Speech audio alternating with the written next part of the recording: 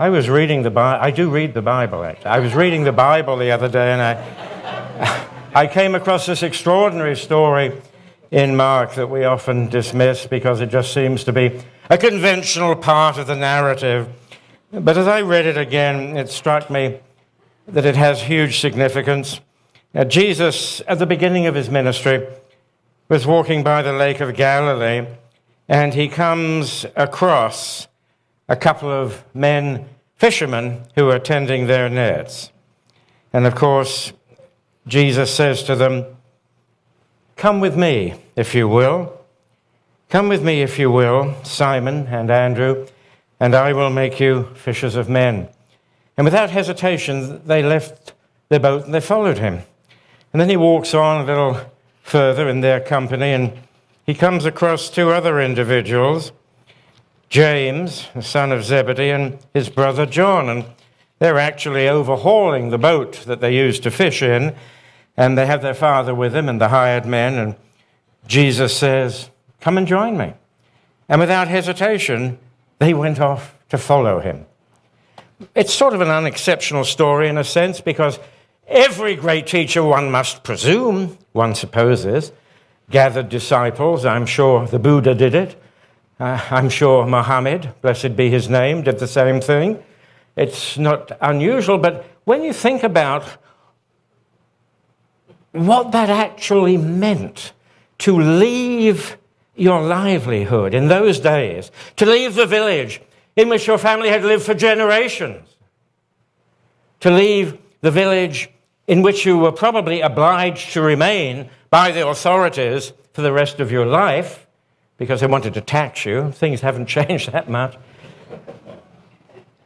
To make a decision just to walk away, it could be considered almost a death warrant, just to get up and walk away.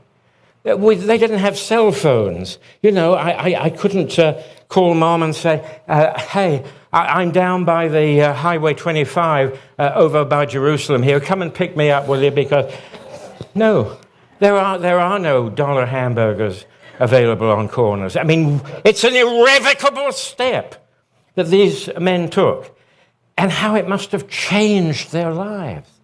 I mean, people in those days didn't make those dramatic changes.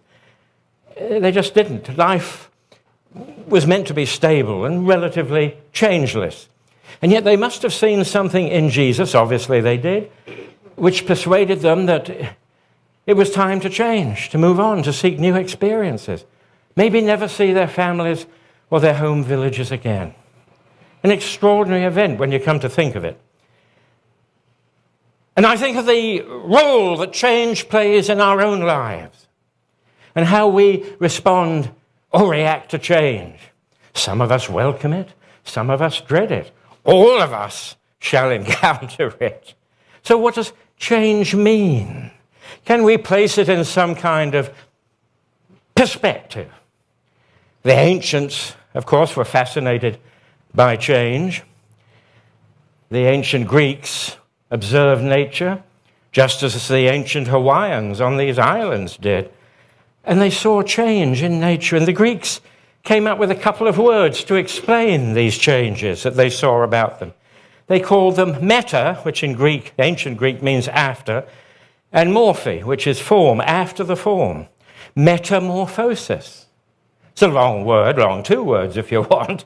We don't use it that much, but we all know what metamorphosis means. It means change. If you've ever done any geology, what's a metamorphic rock? A rock that's changed. Rocks change. Rocks are living things too.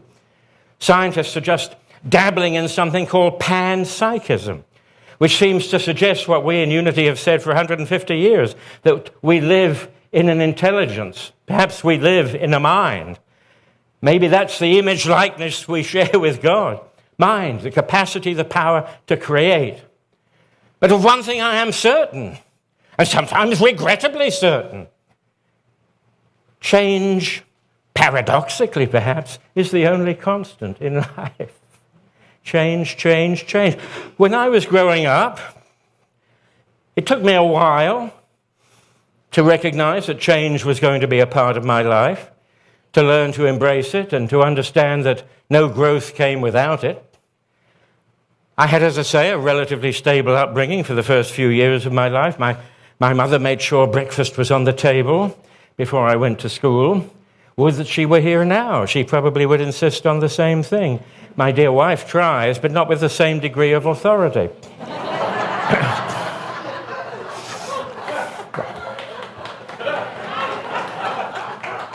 Hello, dear. She's 2,700 miles away. Naughty boy. But I went to an all-boys school, as you might imagine, a preparatory school, as it was called. I think it was preparatory for what, I'm not sure.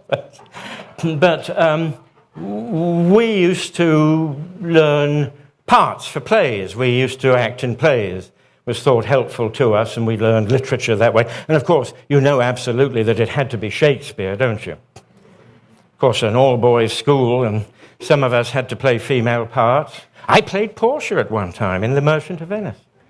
Yes.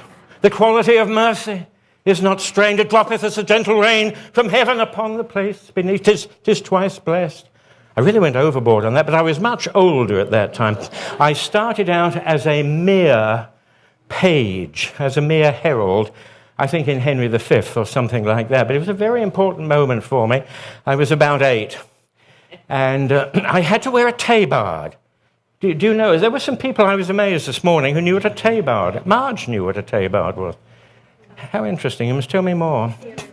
A tabard is a sort of unusual garment that was put on heralds and servants, menials in those days of the late Renaissance, late medieval period. And anyway, that was my first role. And we had rehearsals, and then, of course, the great night came when our parents, or if they were there, and our teachers all assembled to give us some form of critical appraisal, which might the next day result in some physical consequences, probably a clip round the ear. But in those days, I have to tell you, students feared teachers. Teachers didn't fear students. There's been a role reversal in those from those times. Anyway, the great night came, and I was in court, and I had one line which I had assiduously practiced in a variety of what seemed to me at 8 years of age impressive voices. I had to go up to the throne and say, "My liege, I go to attend the arms of France and Burgundy without." Never mind what without was. I mean, without outside, you know. I never paused to think that it might have been without something else. And then I turned to make my exit, and the door wasn't there. They had changed the scenery overnight and not bothered to inform me. I suppose I was so low on the cast list that they didn't bother to tell me. So I moved along. There was no door. And then there were hisses from the wings. "This way, you fool." So a very dithery page. I won't turn the next page. You won't want to know. But I'm sure I suffered horribly as a result. But that taught me about change. I thought, wise up, Buster. You're going to have to live with change for the rest of your life. This is what it's all about. Get flexible. And, of course, as time went on, I did learn to accept change as part of my life. And more importantly, when I came into Unity, I learned that good comes out of change and that there is no growth without the possibility of change. I know some of us would like to raise our hands and freeze. We've got it just right. You know that time, those few times in life when you just got it right, okay? You just got it right. I mean, for heaven's sake, you've been trying, oh, that glorious moment. And then something happens, you know, there's a change somewhere, and it all seems to be in a mélange, if I may, for a moment, become mildly Gallic. It's all sort of mixed up again, and I have to sort of find order. But it's exciting, actually. When we discover how we can work with change, we discover wonderful hidden truths in us, hidden truths and hidden strengths in ourselves. Quite amazingly so.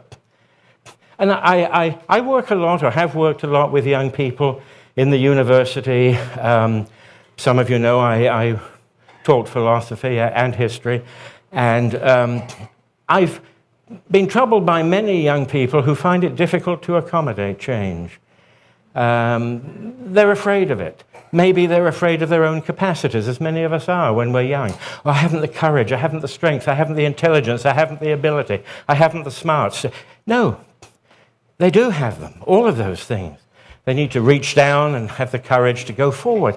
But it's true with older people too, I discover. I mean, I'm coming to terms with... When I was here 5 years ago, I used to run marathons, can you believe it? Not 5 years ago. Not 5 years. But I used to walk around Diamond Head. I used to walk around, you know the hotel I'm staying at, it's just down the road there. I used to walk around Diamond Head and a little bit puffed and so forth. I mean, I couldn't walk from the hotel to here right now.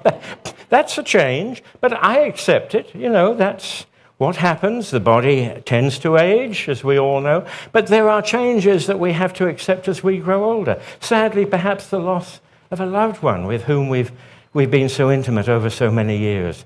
There are some brutal changes that some of us have to cope with. Maybe we can't walk around Diamond Head anymore. We have to learn to be resilient, do we not? And flexible, because there's nothing really to fear. Nothing is taken from us. Life, I'm firmly of the belief that there is nothing but life. In an infinity of forms. The transformations which yet await us are unimaginable. We can't even begin to wonder what they are. The transformations we must have come through are infinite in extent. This moment, which seems so palpable, so solid, so remarkably present, is in the midst of stream and change. There are changes happening in this wonderful community of ours. There are changes going to take place in the government of our church, in our board. Some of you may not like these. Some of you may like them. If we look at them positively, we will see that this community can be resilient enough to accommodate change in the way that it needs to, by looking for the good that comes out of it. We can disagree with other people. Sure, they can disagree with us. We can do so in a civil way, and they'll get their way perhaps, and we'll get ours. Maybe there may be a compromise. We do a lot of compromising in life, don't we? President Wilson, of fond memory, called compromise moral suicide. He was a Presbyterian minister, had every right to do that. We can see compromise as moral suicide. I love the Presbyterian ministry, but sometimes they're a little inflexible in their thinking. I don't know. But sometimes that kind of give and take can be so valuable because it can accelerate the process of necessary change and give us the hope and the confidence that even though we may not get the whole cake right away, at least we've maybe got a quarter or a half of it. But it's how we learn to cope with change in our lives that will determine, I believe, the degree of spiritual maturity that we attain here in this life, will help us to move forward with a clearer understanding of some meaning and purpose to our existence. How we deal with change, how we look at it, and how we sometimes initiate it. Sometimes we don't initiate change enough in our lives. But it's how we look at change, how we deal with it, how we anticipate it, and on many occasions welcome and look forward to its transformative power that really, I think, begins to mark our maturity as spiritually growing individuals. And now I'll sit down and shut up.